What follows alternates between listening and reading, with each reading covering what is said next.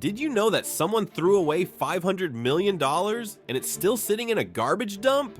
Meet James Howells. Back in 2009, this guy in Wales was mining Bitcoin on his laptop.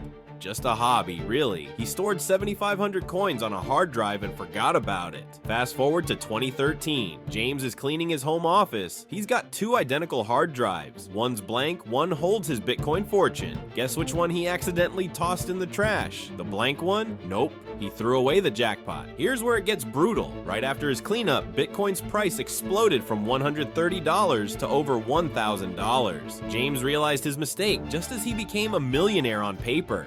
Today, those coins are worth over $500 million. They're buried somewhere in Newport's landfill under tons of rotting garbage. James has been fighting the city council for years, begging to dig through the dump. They keep saying no. He's technically one of Bitcoin's biggest holders, but he can't spend a single coin.